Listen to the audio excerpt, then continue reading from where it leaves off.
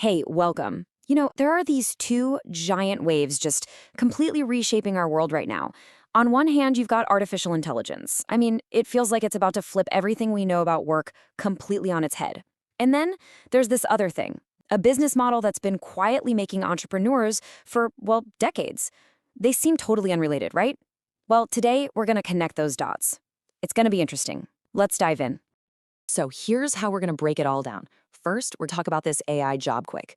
Then we'll get into the new rules for how you can actually survive and even thrive in this new world.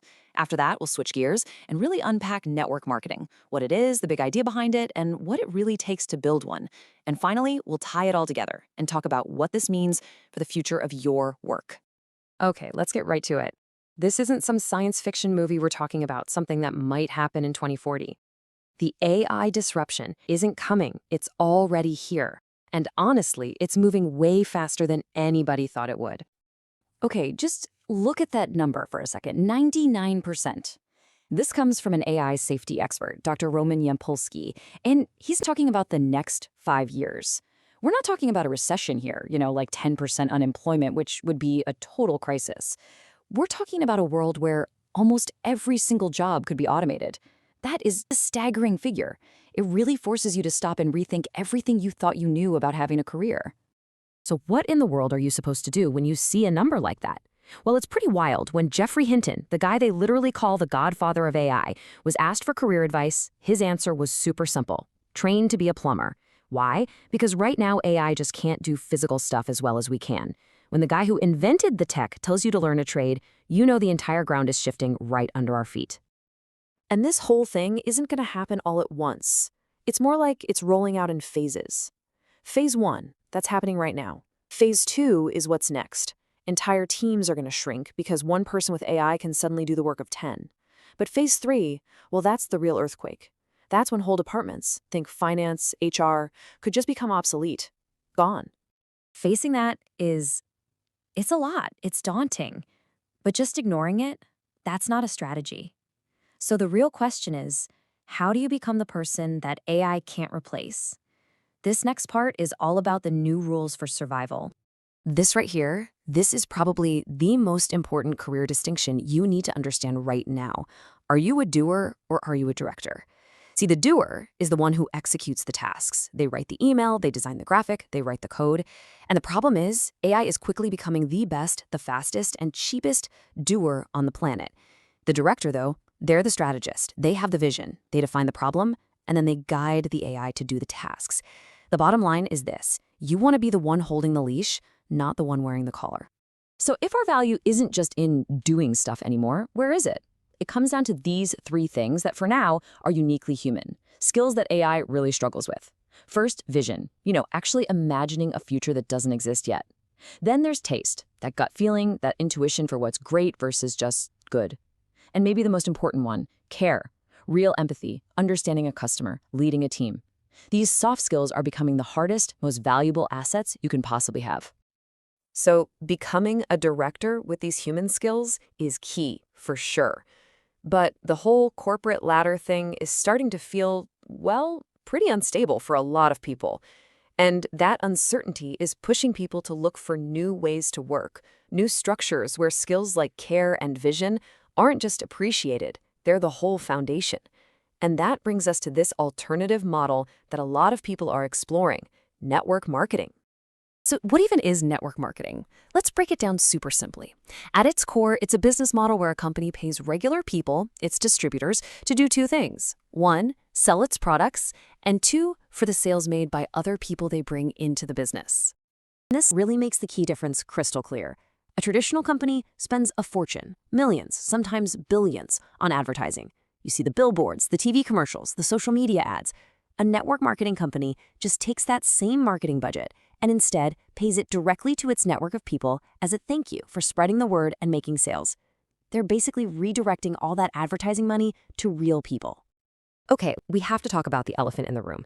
I know what you're thinking, because this is the first thing everyone asks.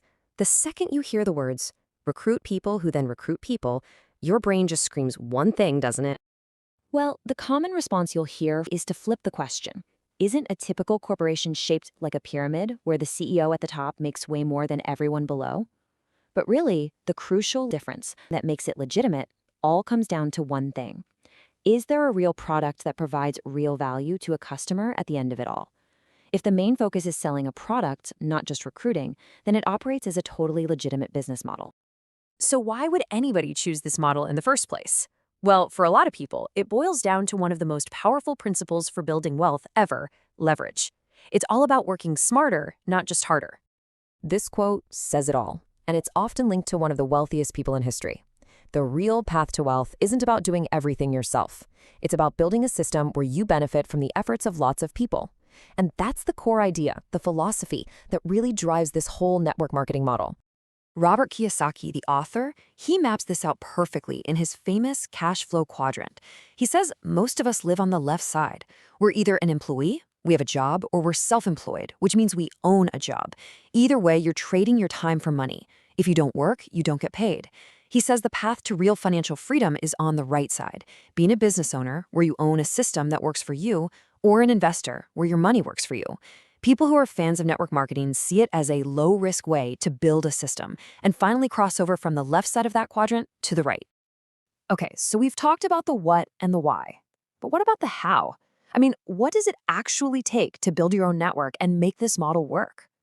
One of the biggest draws of this model is just how accessible it is. First, it usually costs very little to get started compared to a traditional business. Second, you can do it part-time, which is huge. You can keep your day job while you build something on the side. Third, and this is a big one, people often say it's like a personal development course disguised as a business because it forces you to get good at high-value skills like sales and communication.